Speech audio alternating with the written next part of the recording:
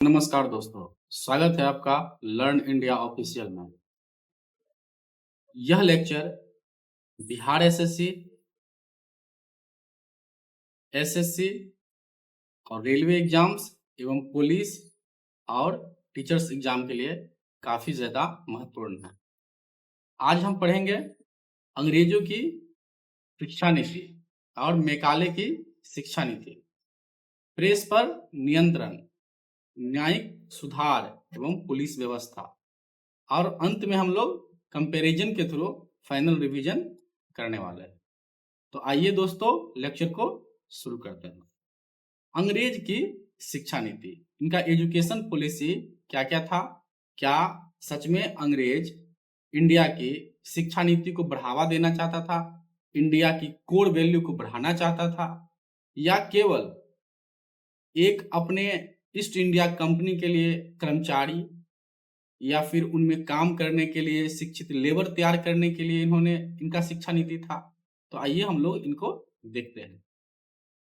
अंग्रेज की शिक्षा नीति का उद्देश्य भारत में ऐसे शिक्षित भारतीय वर्ग को तैयार करना था जो अंग्रेजी शासन और प्रशासन में सहयोग कर सके। स्वाभाविक बात है, उनको भारत को हॉल जो करा है ना कि इंक्लूसिव डेवलपमेंट करने का उद्देश्य नहीं था। इनका उद्देश्य केवल अपने अंग्रेज को जो शासन कर रहे थे और उसका प्रशासन में उनका सहयोग देने के लिए ये शिक्षा का नीति यहां तक था। इसका मुख्य उद्देश्य क्या था? तो अंग्रेजी शासन को मजबूत करना, प्रशासन के लिए क्लर्क और कर्मचारी को तैयार करना, पश्चिमी शिक्षा और अंग्रेजी भाषा को प्रचार करना, भारतीय समाज में अंग्रेजी विचारधारा को फैलाना और ईसाई मिशनरी को शिक्षा के माध्यम से प्रभाव बढ़ाने का अवसर देना। ठीक है दोस्त, तो इन्हीं सब कारणों से इन्होंने शिक्षा नीति लाया था। अब देखते हैं कि शिक्षा नीति के तहत क्या क्या हुआ। तो प्रारंभिक शिक्षण संस्थान खोले गए, जो इसी के क्रम में कलकत्ता मदरसा, जो 1781 में वॉरेन हेस्टिंग्स के द्वारा खोला गया। बनारस संस्कृत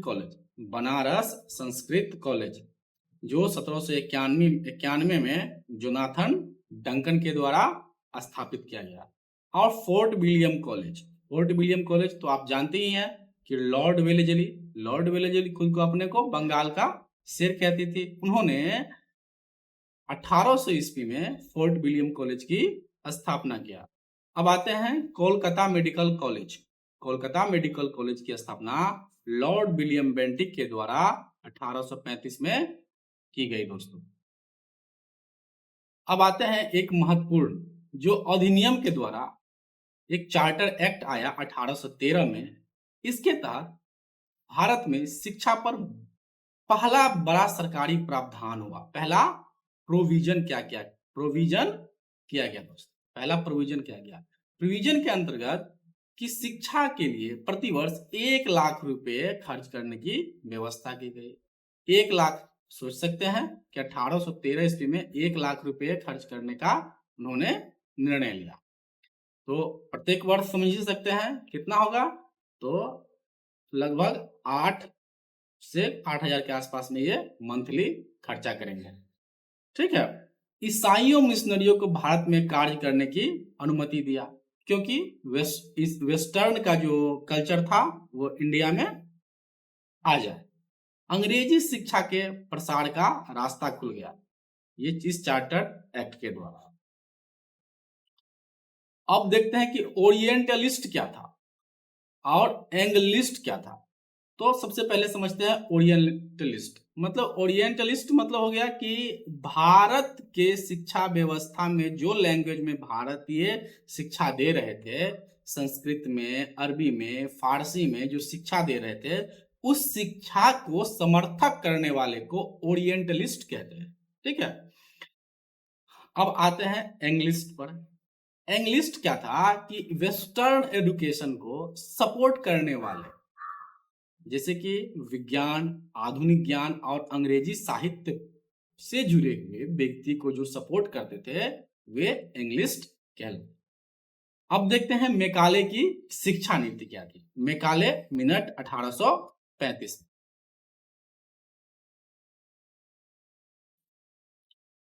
ये इससे जो संबंधित व्यक्ति थी ये थे लॉर्ड मेकाले। किनके समय में आया ये रिफॉर्म? तो ये आया लॉर्ड विलियम बेंटिक के समय में रिफॉर्म आया। इनका उद्देश्य क्या था? तो अंग्रेजी माध्यम से पश्चिमी शिक्षा को बढ़ावा देना। मेकाले मिनट का जो उद्देश्य था, उसका ऑब्जेक्टिव था कि अंग्रेजी माध्यम से पश्चिमी शिक्षा, वेस्टर्न एजुकेशन को बढ़ावा देना। परिणाम क्या हुआ? अंग्रेजी शिक्षा नीति को बढ़ावा मिला। ठीक है दोस्त। अब मेकाले की शिक्षा नीति के महत्वपूर्ण फैक्ट को देख लेते हैं, महत्वपूर्ण बिंदु को देख लेते हैं। उन्होंने क्या किया? शिक्षा का मीडियम था वो अंग्रेजी को, इंग्लिश को बना दिया और पश्चिमी ज्ञान और विज्ञान को प्रसार हो। उच्च वर्ग को अंग्रेजी शिक्षा दी जाए। स्वाभाविक बात है कि अलाइट क्लास को, जो उच्च वर्ग है, राजे रजवाड़े हैं, उनको अगर शिक्षा दीजिएगा तो धीरे धीरे धीरे धीरे कर करके जो जन सामान्य लोग हैं उनके पास भी इन शिक्षा का प्रसार हो जाएगा। अब आते हैं मेकाले की नीति में। ठीक है, डाउनवर्ड फिल्ट्रेशन थ्योरी को देख लेते हैं कि मेकाले की नीति में यह विचार था कि पहले समाज के उच्च वर्ग को शिक्षा दी जाए, फिर वही वर्ग धीरे धीरे नीचे के वर्गों तक ज्ञान को फैला देगा। सरल भाषा में समझे तो ऊपर के लोगों को पढ़ाओ, ज्ञान नीचे तक अपने आप पहुंच जाएगा। अब देखते हैं कि शिक्षा के एक और कड़ी जुड़ जाता है, वह लॉर्ड विलियम बेंटिक की क्या भूमिका रही भारत में वेस्टर्न शिक्षा को लाने में। तो 1835 में अंग्रेजी शिक्षा को सरकारी मान्यता दे दिया गया। मेकाले का जो एडवाइस था, जो सुझाव था, जो सजेशन था, उनको एक्सेप्ट कर लिया गया और अंग्रेजी को शिक्षा का माध्यम बनाया गया।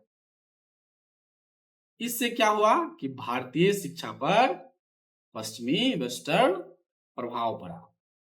इसकी कड़ी में एक और कड़ी जुड़ जाता है, यह है वुड डिस्पैच, जो 1854 में।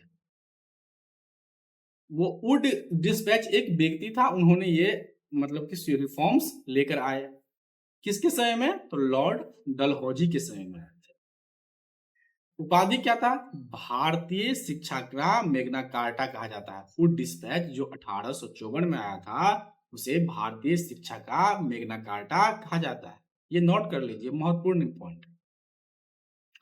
वुड डिस्पैच का क्या मतलब टॉपिक था, क्या महत्वपूर्ण बिंदु था?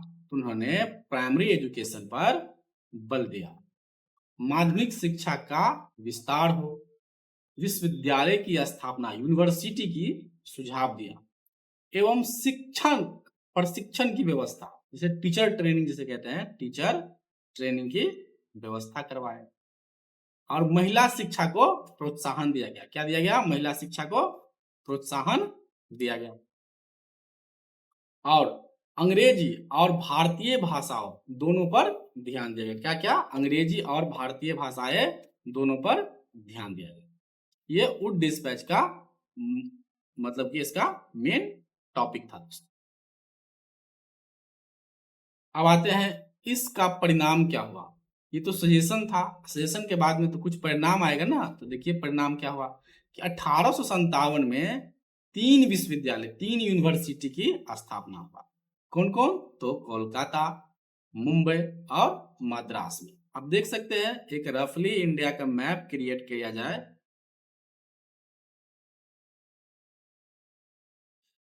तो देख लीजिए, यहां पे आ गया कोलकाता, ये मुंबई और ये मद्रास। तो इन्हीं सब एरिया में, कोलकाता, मुंबई और मद्रास एरिया में क्या किया गया? 3 यूनिवर्सिटी की स्थापना किया गया। ये वुड डिस्पैच का परिणाम था दोस्तों। अब आते हैं हंटर आयोग। हंटर आयोग जो 1882 में आया, उस समय वायसराय लॉर्ड रिपन थे। ठीक है, इसका जो मेन फोकस पॉइंट था, ये था प्राइमरी एजुकेशन पर बल देना। अब शिक्षा नीति का हम लोग सुपरफास्ट रिवीजन करते हैं, फिर अगले टॉपिक पे चलेंगे। तो कोलकाता मदरसा की स्थापना 1781 में वॉरेन हेस्टिंग्स के द्वारा किया गया। बनारस संस्कृत कॉलेज 1751 में जोनाथन डंकन के द्वारा किया गया। फोर्ट विलियम कॉलेज जो 1800 ईस्वी में लॉर्ड वेलेजली के द्वारा किया गया। अब आते हैं चार्टर एक्ट जो 1813 में 1 लाख शिक्षा के लिए 1 लाख रुपए का बजट का प्रोविजन किया गया 1813 में। अब आते हैं मैकाले का मिनट जो 1835 में आया। मैकाले के समय में जो गवर्नर जनरल थे इनका नाम था लॉर्ड विलियम बेंटिक। क्या नाम था? Lord William Bentinck. अंग्रेजी शिक्षा नीति 1835 में। कोलकाता मेडिकल कॉलेज 1835 में। और वुड डिस्पैच कब आया? 1835 में। उस वुड डिस्पैच को भारतीय शिक्षा का मेग्ना कार्टा कहा जाता है। विश्वविद्यालय जैसे कि 1857 में कलकत्ता, मुंबई और मद्रास में आया गया।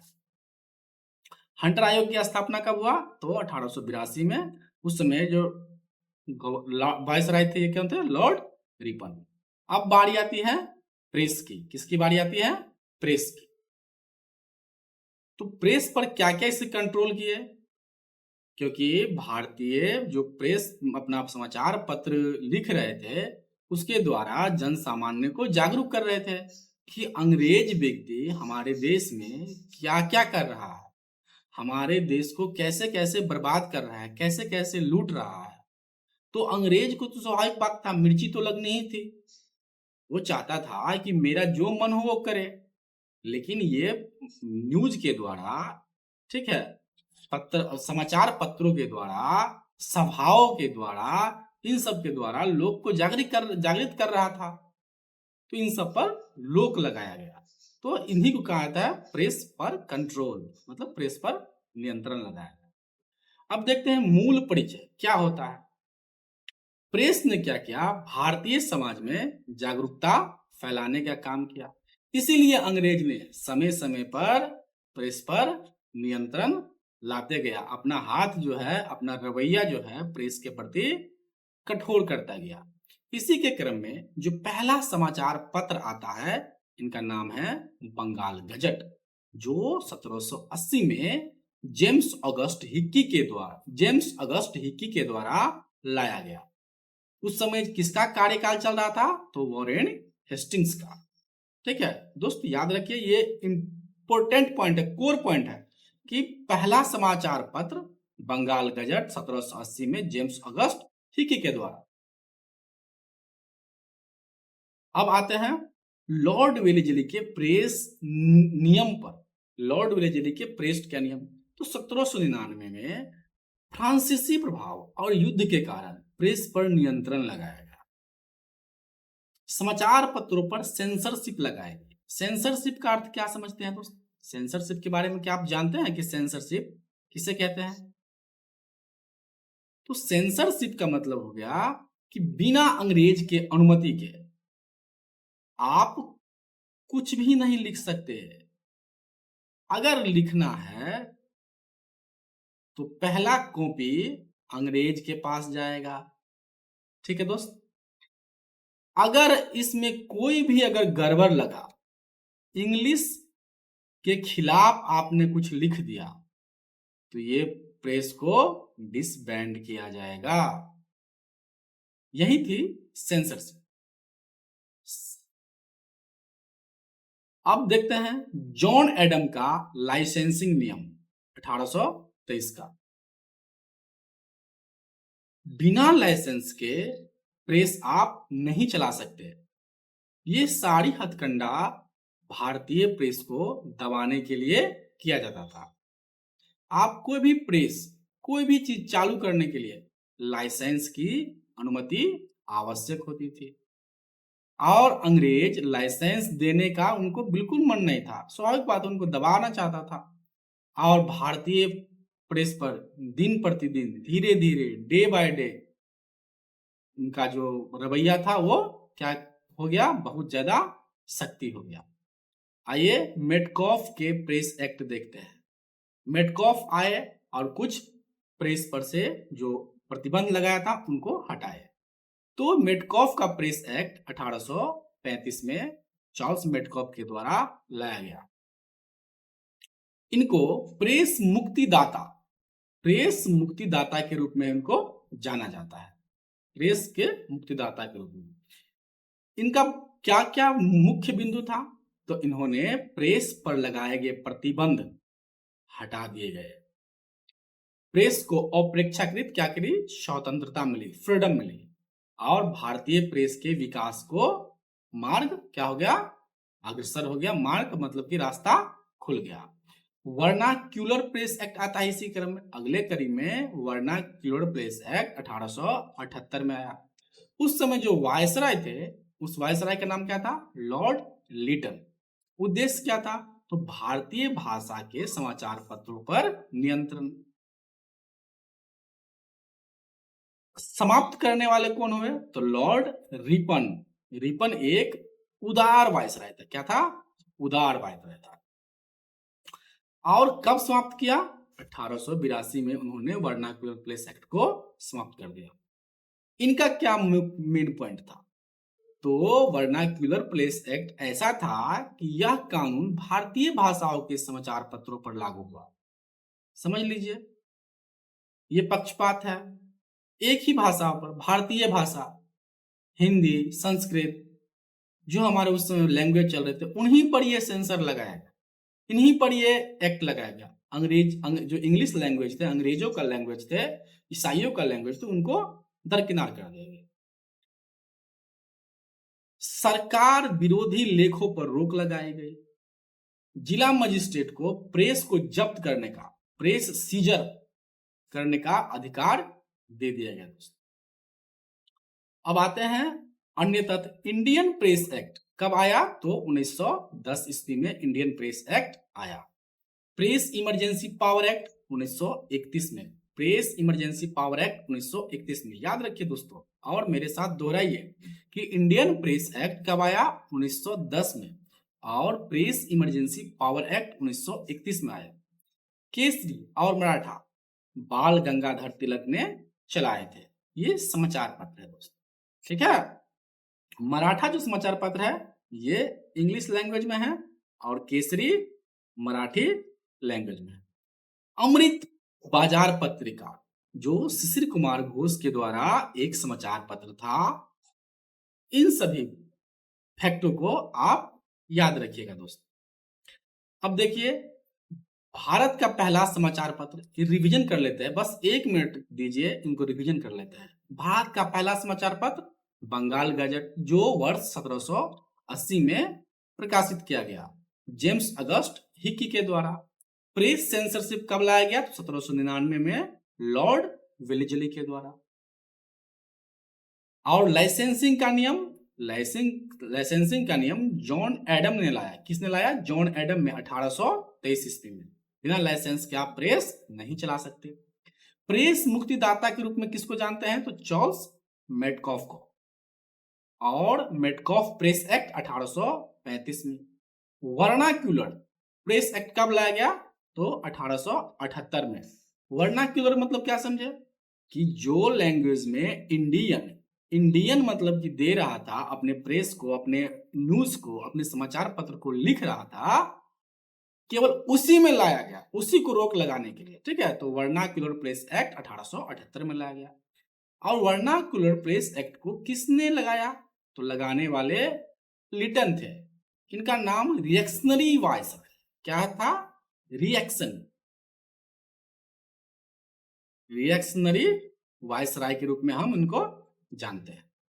और इस एक्ट को हटाया था लॉर्ड रिपन ने, जो 1882 में इनको समाप्त कर दिया था। अब आते हैं हम लोग अंग्रेज के द्वारा क्या क्या न्यायिक सुधार किए, जुडिशियल रिफॉर्म्स को देखते हैं।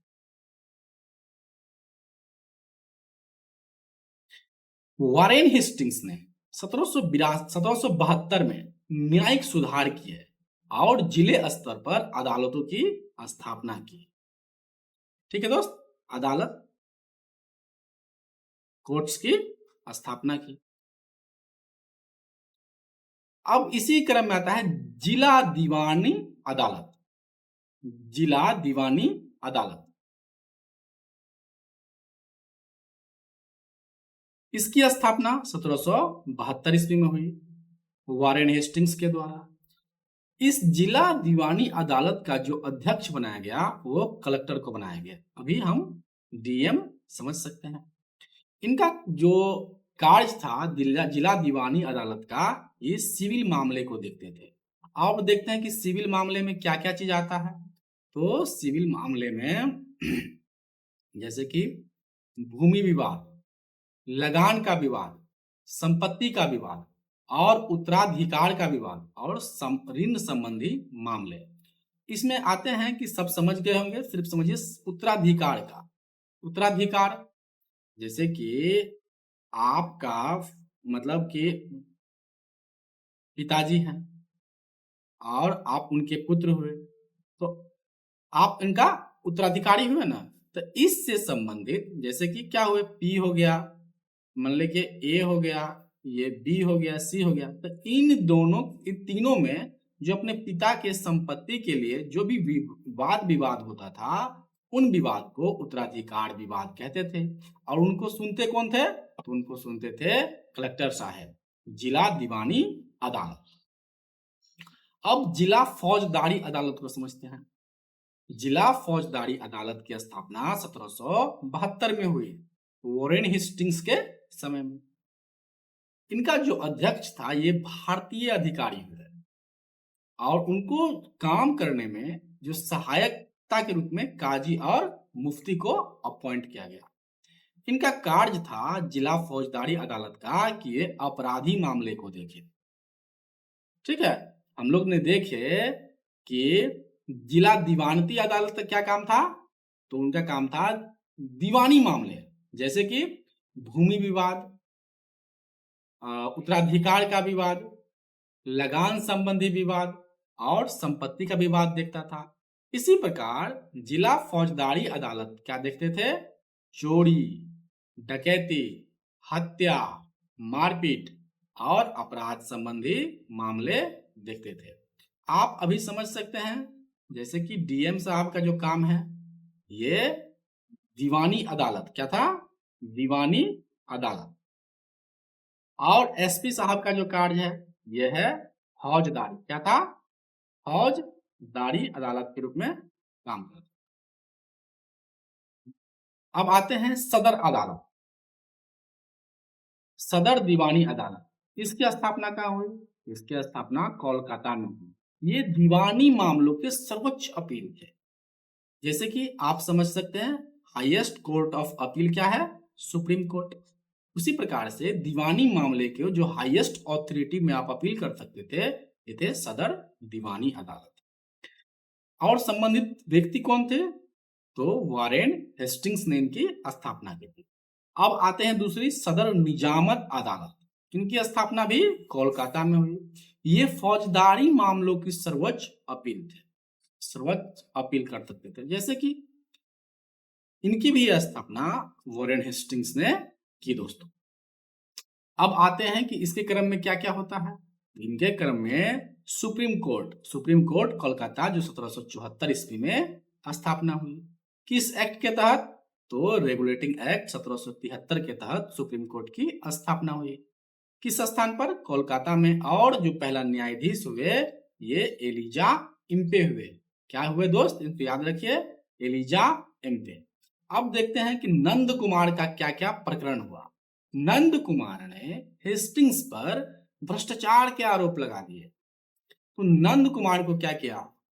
जालसाजी में फंसा करके इनको हत्या कर दिया, इनको फांसी कर दिया गया। बस याद रखिए दोस्तों इसमें मुख्य पॉइंट कि मुख्य न्यायाधीश कौन थे? एलिजा एम्पे मुख्य न्यायाधीश थे। अब कॉर्नवालिस के द्वारा क्या क्या जुडिशियल रिफॉर्म्स आया तो देखते हैं। कॉर्नवालिस कोड 1793 ईस्वी में आया जो लॉर्ड कॉर्नवालिस के द्वारा लाया गया था। इनका सिद्धांत था शक्तियों का पृथक्करण, ठीक है, डिस्ट्रीब्यूशन ऑफ पावर। उन्होंने क्या किया? न्यायपालिका को कार्यपालिका से अलग कर दिया, शक्तियों का बांट दिया, कार्यपालिका का कार्य अलग और न्यायपालिका का कार्य अलग। अभी भी देख सकते हैं आप, जुडिशियरी और एग्जीक्यूटिव। एग्जीक्यूटिव में जैसे वर्किंग पीएम और उसके संबंधित, जुडिशियरी में सुप्रीम कोर्ट और इनके सबऑर्डिनेट कोर्ट्स। कलेक्टर से न्यायिक अधिकार वापस ले लिए गए। पहले कलेक्टर को न्याय करने का अधिकार था, उनको क्या कर लिया, वापस विड्रॉ कर लिया गया। किसके? कॉर्नवालिस के न्यायिक रिफॉर्म के तहत। कलेक्टर को मुख्य रूप से राजस्व अधिकारी बनाया गया, रेवेन्यू ऑफिसर। आप राजस्व वसूलने का काम किया गया। अब देखते हैं कि भारतीय हाईकोर्ट अधिनियम कब आया, तो 1761 में आया। इस अधिनियम के तहत कोलकाता, मुंबई और मद्रास में उच्च न्यायालय हाई कोर्ट्स की स्थापना हुई। दोस्तों, पुराने सुप्रीम कोर्ट्स और सदर अदालतों का स्थान उच्च न्यायालयों ने ले लिया। ठीक है दोस्त, मतलब कि ये सब्स्टिट्यूट थे, ठीक है, रिप्लेसमेंट थे। यानी मतलब सुप्रीम कोर्ट और सदर अदालतों का स्थान किसने ले लिया? हाई कोर्ट ने ले लिया। दोस्तों, अब आते हैं न्यायिक जो सुधार हुए उनके फास्ट रिवीजन कर लेते हैं। तो न्यायिक सुधार शुरू कौन किया? वॉरेन हेस्टिंग्स ने 1772 ईस्वी में। 1772 ईस्वी में ही जिला दीवानी अदालत और जिला फौजदारी अदालत की स्थापना हुई। इनके जो दीवानी अदालत के अध्यक्ष हुए कलेक्टर और फौजदारी अदालत के अध्यक्ष भारतीय अधिकारी हुए। सदर दीवानी अदालत की स्थापना कोलकाता में और सदर निजामत का स्थापना भी कोलकाता में हुआ। दोस्तों, सुप्रीम कोर्ट की स्थापना 1774 ईस्वी में किस एक्ट के तहत? तो 1773 के एक्ट के तहत हुआ था। प्रथम मुख्य न्यायाधीश एलिजा इम्पे हुए और नंद कुमार का प्रकरण वॉरेन हेस्टिंग्स से संबंधित है। स्वाभाविक बात है, उनको फंसा के फांसी दे दिया गया। कॉर्नवालिस कोर्ट 1793 में आया। इस कोर्ट का जो मुख्य जो एम था, ये था शक्तियों का पृथक्करण। ठीक है, जुडिशियरी को एग्जीक्यूटिव को से अलग कर दिया गया। कलेक्टर से न्यायिक शक्ति वापस ले लिया गया कॉर्नवालिस कोड के तहत। और हाई कोर्ट एक्ट 1881 के तहत 3 जगह कहाँ कोलकाता, मुंबई और मद्रास में हाई कोर्ट की स्थापना किया गया। अब हम लोग देखते हैं पुलिस व्यवस्था। क्या पुलिस व्यवस्था में रिफॉर्म्स आए, क्या क्या हुआ। तो प्रारंभिक स्थिति क्या थी? तो ब्रिटिश शासन से पहले गांव में सुरक्षा की जिम्मेवारी स्थानीय जमींदारों, लैंडलॉर्ड्स, मुखिया और चौकीदारों पर रहती थी। इन सभी का काम था कि सुरक्षा की काम करे। अब आगे चलकर क्या होता है, तो देखते हैं कि जिला प्रशासन को वॉरेन हेस्टिंग्स ने व्यवस्थित करने का प्रयास किया। फौजदारी न्याय व्यवस्था को क्या किया? मजबूत कर दिया। और अपराध नियंत्रण के लिए अदालतों की व्यवस्था की। क्या किया? अपराध को नियंत्रण करने के लिए अदालत बोले तो कोर्ट्स की स्थापना की गई। कॉर्नवालिस की पुलिस व्यवस्था को हम लोग देखते हैं। तो उन्होंने क्या किया कि दरोगा व्यवस्था शुरू किया। इकाई क्या बनाया? तो पुलिस थाना, और उसका जो हेड बना दिया गया किसको? दरोगा को। कॉर्नवालिस का जो पुलिस व्यवस्था का हम लोग मेन पॉइंट्स, जो मेन बिंदु थे, उनको हम लोग देख लेते हैं। तो जिले में पुलिस थाना की स्थापित किया गया। उनका जो प्रभारी बनाया गया, दारोगा को बनाया गया। किसको? दारोगा को बनाया गया। जमींदारों से पुलिस अधिकार वापस ले लिए गए। जमींदारों को पावर को कम कर दिया गया। पुलिस कर्मचारी के वेतन को बढ़ा दिया गया और कानून व्यवस्था को कंपनी के नियंत्रण में लाया गया। ईस्ट इंडिया कंपनी के नियंत्रण में लाया गया। अब दरोगा व्यवस्था को हम लोग समझते हैं। तो दरोगा व्यवस्था क्या होते थे? थाने के प्रभारी होते थे, इंचार्ज। क्या होते थे? इंचार्ज। अपराध नियंत्रण और शांति व्यवस्था कायम करना इनका काम था। अभी भी यही काम है। ब्रिटिश पुलिस व्यवस्था का प्रारंभिक स्वरूप था और ग्रामीण क्षेत्रों में जमींदारों की पुलिस शक्ति क्या हो गई? कम हो गई। लैंडलॉर्ड थे, इनकी शक्ति क्या हो गया? कम हो गया। अब पुलिस एक्ट 1861 को हम लोग देखते हैं। पुलिस एक्ट 1861 कब आया? तो जब 1857 की क्रांति हुई तब पुलिस एक्ट 1861 में आया और पुलिस व्यवस्था को संगठित किया, क्योंकि ऐसा कभी भी अंग्रेज ने चाहते थे कि फिर से 1857 की क्रांति हो, क्योंकि 1857 की क्रांति ने उनको जड़ों को बिल्कुल झकझोर दिया था दोस्त। अब पुलिस एक्ट 1861 को हम लोग विशेषता के बारे में देख लेते हैं। तो क्या हो गया? तो पुलिस व्यवस्था संगठित हो गई। प्रांतों में क्या हो गया? पुलिस प्रशासन मजबूत हो गया। जिला स्तर पर पुलिस अधीक्षक, जिसे आप एसपी कह सकते हैं, और पुलिस को औपनिवेशिक शासन की सुरक्षा का साधन बनाया गया। अब देखते हैं ठगी प्रथा का दमन। तो ठगी प्रथा का दमन किसने किया? लॉर्ड विलियम बेंटिक ने। और किसके द्वारा? इसका अधिकारी कौन था? तो इसका अधिकारी का नाम सलीमन था। समय 1830 का चल रहा था। अब आते हैं पुलिस व्यवस्था के हम लोग फास्ट रिवीजन कर लेते हैं। तो दरोगा व्यवस्था किसने लाया? लॉर्ड कॉर्नवालिस ने। और पुलिस थाना व्यवस्था की भी लॉर्ड कॉर्नवालिस ने। मतलब पुलिस की व्यवस्था याद करिए तो लॉर्ड कॉर्नवालिस से संबंधित फैक्ट याद रखिए। जमींदारों से पुलिस अधिकार वापस ले लिया कॉर्नवालिस ने, और पुलिस के वेतन को बढ़ा दिया था इन्होंने ही, कॉर्नवालिस ने। पुलिस एक्ट कब आया? तो 1857 के बाद में 1861 में पुलिस एक्ट आया। ठगी प्रथा का दमन विलियम बेंटिक के द्वारा किया गया। ठगी दमन अधिकारी कौन थे? तो कर्नल सलीमन। इसको आप लोग याद रखिएगा, ये भी बहुत महत्वपूर्ण पॉइंट है। ठगी अधिकारी दमन कौन थे? अब हम लोग फाइनल पॉइंट्स पे आ गए हैं।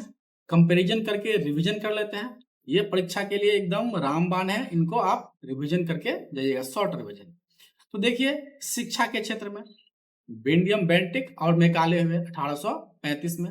अंग्रेजी शिक्षा पर मुख्य जोर दिया गया। शिक्षा का मैग्ना कार्टा किसे कहेंगे? तो चार्ल्स वुड को कहेंगे। चार्ल्स वुड डिस्पैच जिसे कहते हैं, 1854 में। प्रेस पर नियंत्रण लाया गया लॉर्ड लीटन के समय में, 1878 में। वर्नाक्यूलर प्रेस एक्ट जो आपको हम समझाए हैं। पक्षपात, प्रेस का स्वतंत्रता, चार्ल्स मेडकॉफ को कहा जाता है, 1835 में। प्रेस के मुक्तिदाता के रूप में उन्हें हम जानते हैं। न्यायिक सुधार किसने किया? जुडिशियल रिफॉर्म, तो वॉरेन हेस्टिंग्स ने 1772 में। इन्होंने दीवानी और फौजदारी अदालत की स्थापना की। कॉर्नवालिस कोड कॉर्नवालिस जी ने लाए 1793 ईस्वी में। शक्तियों का पृथककरण किए, एग्जीक्यूटिव और जुडिशियरी को अलग कर दिया गया। पुलिस व्यवस्था कॉर्नवालिस ने लाए 1793 ईस्वी में। दरोगा थाना व्यवस्था इन्होंने ही लाए। पुलिस एक्ट जो 1861 में आए, ब्रिटिश सरकार के द्वारा लाया गया पुलिस व्यवस्था को संगठित करने के लिए। दोस्तों आज का लेक्चर कैसा लगा? अगर पसंद आया है तो लाइक कीजिए, सब्सक्राइब कीजिए और अपने दोस्तों के साथ जरूर शेयर कीजिए। Thank you.